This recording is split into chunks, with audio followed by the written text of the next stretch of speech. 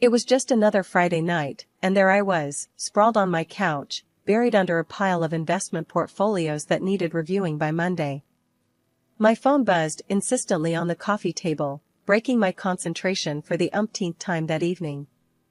The screen lit up with a message from Jess, my best friend since college and a perpetual source of chaos in my otherwise orderly life. "Ella, you better not be working tonight.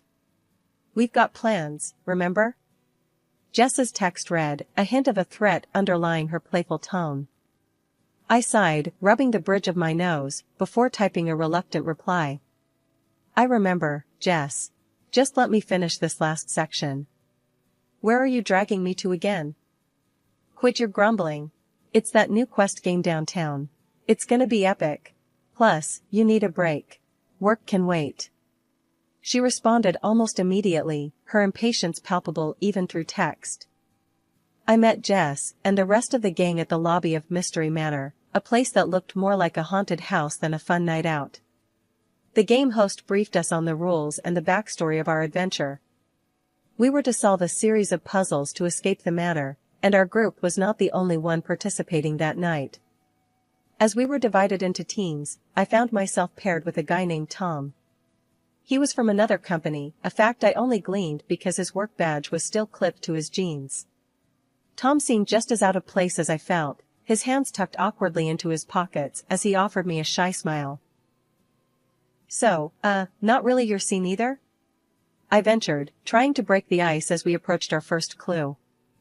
Tom chuckled, his smile reaching his eyes. "You could say that. I got roped into this by my sister. She thinks I need to get out more. Sounds like we're in the same boat. My friend thinks this will cure my workaholism," I replied, rolling my eyes. We spent the next hour navigating through cobwebbed corridors and solving riddles that designed to confuse rather than enlighten. Tom proved to be surprisingly insightful, his quiet demeanor belying a sharp wit that caught me off guard more than once. "You're pretty good at this," I noted as he unlocked a particularly tricky cipher that had stumped me. He shrugged, a small grin tugging at his lips. "I like puzzles. Keeps the mind sharp. How about you? What's your excuse for being so quick with these clues?" "Just a lot of practice with problem solving at work, I guess. Investment decisions aren't so different from puzzles, just with higher stakes," I explained, warming up to him as we delved deeper into the game. As we cracked the last code and escaped the manor, Tom turned to me, his eyes bright with excitement. "That was actually fun. Thanks for being such a great team partner, Ella." "No, thank you. I was dreading tonight, but this turned out to be a blast," I admitted, feeling a strange reluctance at the night coming to an end. We exchanged numbers, a move that surprised me more than it probably should have. As I watched Tom disappear into the night, a part of me hoped this wouldn't be the last I saw of him. After that quirky night at the escape room, things with Tom picked up speed faster than I ever expected. We started seeing each other regularly, finding comfort in our shared love for dry humor and disdain for unnecessary social gatherings. When I first met Tom's family, I was nervous, wondering if they'd accept me. His parents were instantly welcoming, warm smiles and hearty hugs making me feel right at home. But Karen, Tom's older sister, was another story entirely. Right from the start, she sized me up with a look that could chill a glass of beer. "So you're the one Tom's been all crazy about," she said with a sneer, her tone dripping with something less than enthusiasm. Life after marriage felt like stepping onto a fast-moving train. Just a few months in, and we were already on to our next big adventure, pregnancy. I'd be lying if I said I wasn't scared. Holding down a demanding job while growing a human inside me? Yeah, it sounded like a plot for disaster. But Tom was a rock, always there with his unshakable calm. "Hey, you're going to be an amazing mom," Tom reassured me one evening as we sat on our couch, my feet in his lap after a particularly rough day. "And don't worry about work. We'll figure it out together." "Yeah, I know, but you've seen me with plants, Tom. They barely survive a week," I quipped, trying to mask my anxiety with humor. The pregnancy wasn't kind to me. Every morning was a battle against nausea. I remember one meeting where I had to excuse myself every half hour, rushing to the restroom while my colleagues waited patiently. The day of the delivery was a blur of pain and panic. I clung to Tom's hand, the only anchor I had as the waves of contractions tried to pull me under. The doctors buzzed around, their faces tense as they monitored the situation. It wasn't going well. "Mrs. Carter, we need to do an emergency C-section. It's the best chance for your baby," the lead doctor finally said, looking me straight in the eye as if willing me to understand the gravity of the situation. I barely nodded, my body racked with another painful contraction, as they wheeled me into the operating room. The last thing I remember was Tom's voice, soft and steady, telling me he loved me. When I woke up, the room was silent. The kind of silence that suffocates. Tom was there, his face pale and strained. He took my hand, tears brimming in his eyes, but not falling. "Ella, I'm so sorry.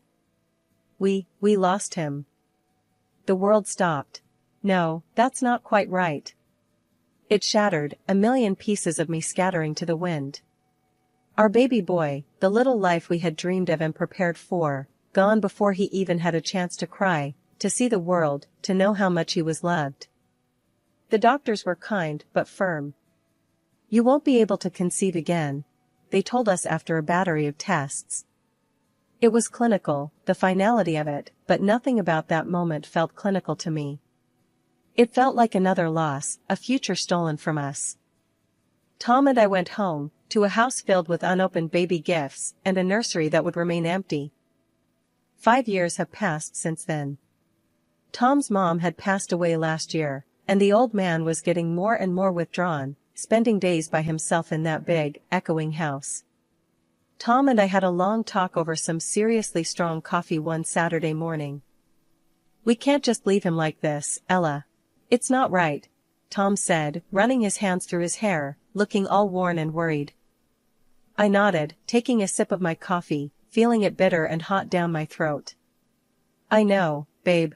It makes sense. Let's move in for a while, help him out. It'll be good, being together." Tom gave me this grateful look, like I'd just lifted 100 pounds off his shoulders. So, we packed up our stuff, not much, and by the following weekend, we were setting up in his dad's guest rooms. The first evening we moved in, the air was cool and the house smelled like lavender and old books. We were just about to have dinner, the three of us, when there was a loud banging on the door.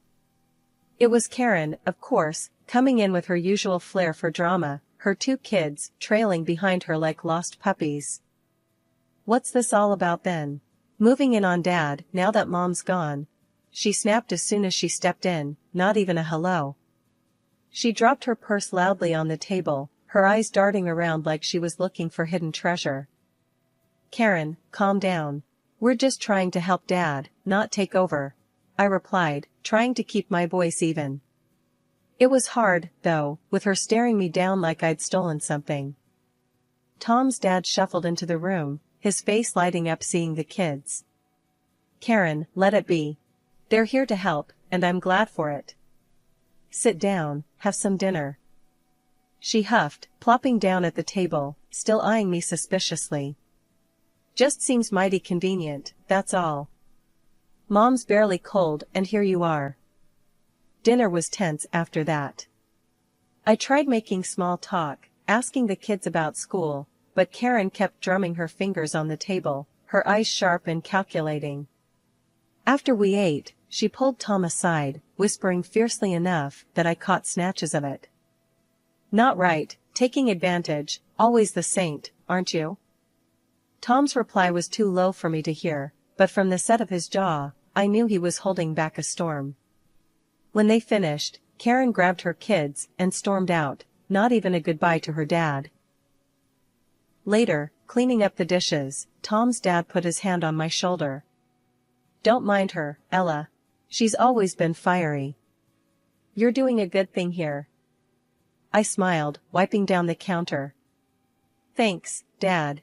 It means a lot, hearing that from you." Despite the tension with Karen, life at Tom's dad's house settled into a routine. I kept up with my job, the days long but fulfilling.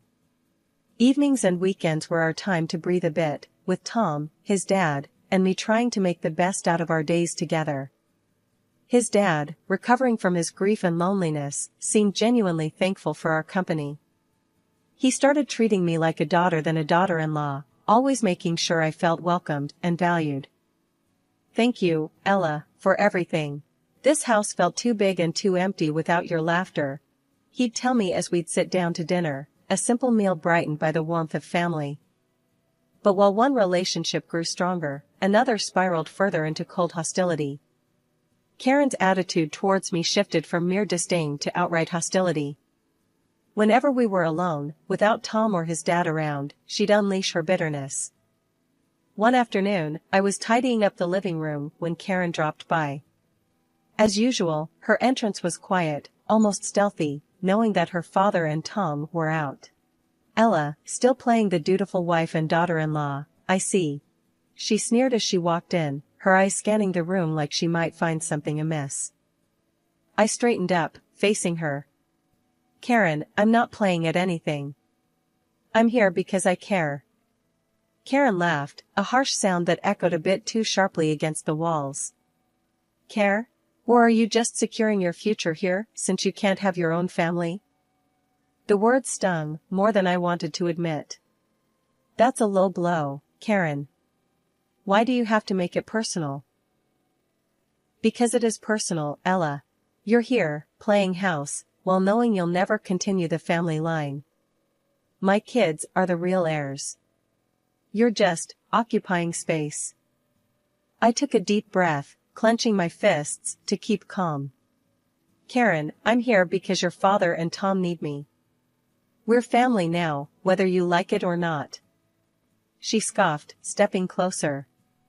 "Family? You think just because you married my brother and moved in here, you're family? You'll never really be one of us." Before I could respond, she turned on her heel and left, her words hanging heavy in the air.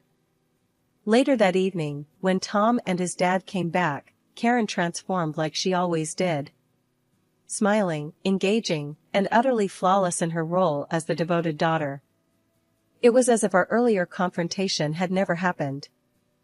At dinner, she talked animatedly about her children's school activities, weaving herself back into the fabric of the family with practiced ease. I watched her, marveling at the stark difference in her demeanor. Tom, catching my eye, gave me a small, knowing look. He squeezed my hand under the table, a silent message of solidarity. After dinner, while washing up, Tom leaned in. "I saw that look during dinner. Did something happen with Karen today?" I hesitated, then nodded. "Yeah, the usual. Her words. Tom, they do hurt." Tom frowned, his features hardening. "I know, Ella. I'm sorry. I wish she'd see what she's doing to us. But listen, you are part of this family. Don't ever doubt that." This year, I decided to keep my birthday low-key, celebrating it quietly at my father-in-law's house with just the close family. It felt right, more like a gathering of warmth and comfort, something I craved more as each year passed. Karen and her family were the last to arrive. As soon as she stepped through the door, she thrust her 2 kids towards me with a smirk, saying, "Here, Ella, I'm sure you're not tired of kids yet. It'll do you good to feel like a full-fledged woman for a change." I bit back the sharp retort that sprang to my lips, choosing instead to smile and usher the children inside, not wanting to start my birthday with a confrontation. Dinner was a lively affair with chatter and laughter, at least on the surface. Karen passed me a gift, a small, elegantly wrapped box. "Why don't you open this later, in your room? When no one will bother you," she whispered, her voice dripping with false sweetness that sent a ripple of anxiety through me. I nodded, tucking the box beside me, my smile fixed. The meal progressed, and just as I was starting to relax, Karen's youngest son, sitting on my lap, looked up at me with innocent eyes and asked loudly, "What does infertile mean?" "Mommy said that's what you are." The words hung heavy in the air, a suffocating silence falling over the table. I froze, words lodged in my throat, the room suddenly feeling too tight. Tom was quick to intervene, his voice calm but firm as he redirected the conversation to a safer topic. I barely heard the words, my heart thudding painfully in my chest. Excusing myself under the pretense of needing to freshen up, I escaped to the sanctuary of the next room. My hands were shaking as I pulled Karen's gift from the folds of my napkin. The unease I'd felt earlier blossomed into full-blown dread as I unwrapped it. Inside the box was a small doll, a grotesque mimicry of a newborn, smeared with what looked like blood. Attached was a note, cruel and heartless. Maybe now you'll remember what you did to your child. A gasp escaped me, and my hands trembled violently. Tom, I called out, my voice breaking with panic and grief. Tom rushed in, his face blanching as he saw the contents of the box in my hands. Without a word, he enveloped me in his arms, taking the doll and the note from my shaking hands, his own expression one of horror and fury. I'm so sorry, Ella. I'm so sorry, he murmured, his voice thick with emotion. This is unforgivable. As I clung to him, the walls I had built to hold back my grief crumbled. This was supposed to be a simple birthday celebration, a day of joy, and it had turned into a reminder of the deepest pain I carried. Tom, pale with fury, clutched the small doll and the cruel note his sister had given me. Without a word, he stormed into the living room, where everyone was still gathered, chatting idly. Look at this. Look at what Karen thought was an appropriate birthday gift for my wife. Tom's voice boomed, shaking with anger as he thrust the doll and the note into the center of the room. The chatter ceased instantly, everyone's eyes widening in shock as they processed the gruesome symbol and the hateful words. This is beyond sick, Karen, Tom yelled, turning to face his sister, who stood frozen, her face a mask of feigned confusion and defiance. Karen started, but Tom cut her off. No. I don't want to hear your excuses. How could you be so heartless? You're my sister, but I can't even look at you right now.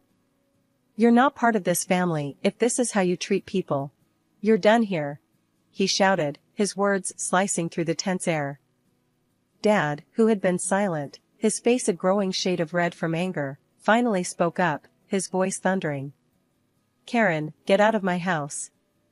I don't want to know you anymore. To think I raised someone capable of this. Karen, still clutching at some shred of pride, scoffed and headed towards the door. Once outside, she turned back, a sneer distorting her face. Fine. But when he's gone, who do you think will inherit all this? My children are still his grandchildren. The audacity of her words struck us silent. We watched, stunned, as she walked to her car where her husband was waiting. Their voices carried back to us, the sharp sound of a heated argument breaking the cold night air. You idiot. Do you realize what you've just done? Her husband's voice echoed through the parking lot. Oh, shut up. It's not my fault they can't take a joke. Karen shot back, her voice shrill.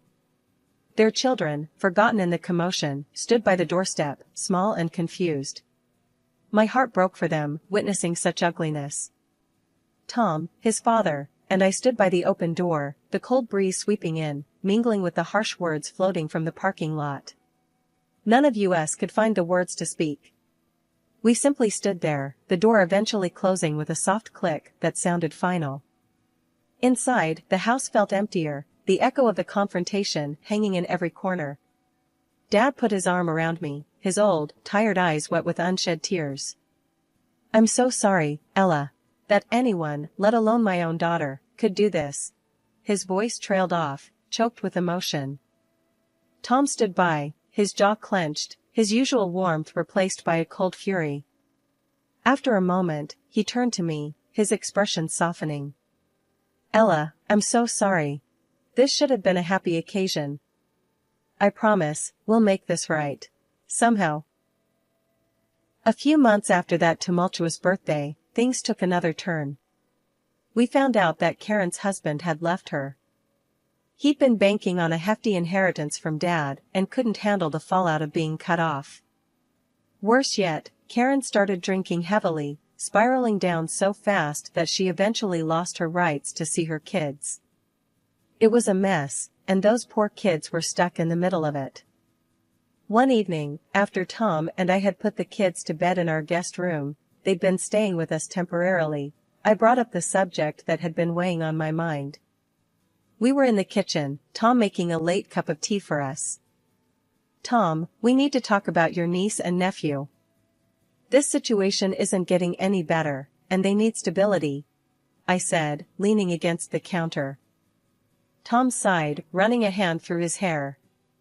"I know. I've been thinking about that too. They're already like family to us. Maybe we should make it official?" I was thinking the same thing. "How do you feel about us becoming their legal guardians?" I asked, watching his reaction closely. He paused, then nodded firmly. "Let's do it. They need us, and I want them to grow up in a loving home. They've been through enough already." We decided to move forward with it, and after a series of meetings with social services and seemingly endless paperwork, we were granted custody of the kids. They were officially part of our family now, and their bright smiles made every bit of bureaucracy worth it. Dad was overjoyed when we told him the news. "I've got enough rooms in this big old house for all of you," he declared one afternoon as we all sat in the living room, a puzzle spread out on the coffee table. "Why don't you all move in permanently? Make it official." Tom and I exchanged a look, the idea having already crossed our minds. "We were hoping you'd say that, Dad. We'd love to," Tom responded, his voice steady, but I could hear the emotion just under the surface. "Good. It's settled then. This house should be filled with family, with laughter and love," Dad said, his voice stronger than I'd heard it in months. "Let's turn this place into a home again." That night, after tucking the kids into their new permanent rooms, Tom and I stood in the doorway of what used to be a guest room, now brightly decorated with posters and toys. "Feels good, doesn't it?" Tom said, wrapping an arm around my waist. "It feels right," I replied, leaning my head against his shoulder. "This house, these kids, your dad, this is family." Life in the big, old house was bustling now, filled with the sounds of children playing and the constant hum of family life. It was a Sunday morning, and the smell of bacon filled the air as I helped the kids set the table for a big family breakfast. "Can I carry the syrup, Mom?" Sammy, the younger one, asked, his eyes wide with the responsibility of the task. "Sure, but be careful. It's sticky, and we don't want to end up eating pancakes with syrup flour," I teased him, handing him the bottle. He nodded solemnly and walked as if he was balancing a pot of gold, his concentration comical. Jenny, his older sister, rolled her eyes at her brother's careful steps. "If you go any slower, we'll have to eat lunch instead of breakfast." Tom chuckled as he flipped another pancake. "Let him be, Jenny. He's doing a great job." As we settled around the table, Tom's dad, who we'd all started affectionately calling Grandpa, took his usual seat at the head of the table, looking around with a content smile. "I can't remember the last time this table was this full." "It's because of Ella," Tom said, reaching over to squeeze my hand. "She's the one who's made this house a home again." I felt my cheeks warm with the compliment. "It's all of us, not just me. We're a team, right?" I said, looking around the table at the faces I'd come to love more than I could have imagined. "That's right," Grandpa said, nodding. "But you, my dear, you brought us back together when things were pretty tough. You've got a way of doing that." Later that day, while the kids were playing in the yard, Grandpa called us into the living room. He had a serious look about him, one we'd come to recognize as his announcement face. "I've been thinking," he started, "about this house and everything in it. I've decided to put it in trust for the kids. For their future." Tom and I exchanged surprised glances. "Dad, are you sure? That's a big decision," Tom said. "I've never been sure about anything. This house should stay in the family, and who better to keep it alive than those kids?" Grandpa said, his voice firm. "And Ella," he added, looking at me with a soft smile, "I want you to manage it until they're old enough. You've made it a home once, and I trust you'll keep it that way." I was touched, overwhelmed by his trust and generosity. "Thank you, I'd be honored," I managed to say, feeling a mix of pride and responsibility settle over me. As the day wound down, and I watched the kids chase each other around the garden, the laughter filling the air, I felt a deep sense of peace. Tom came up behind me, wrapping his arms around my waist. "Looks like we did all right, huh?" "We did more than all right," I replied, leaning back into his embrace. "We made a family." And as the sun set over our home, I knew that no matter what the future held, we had built something enduring here, something that would last, carried forward not just by blood but by the love we shared.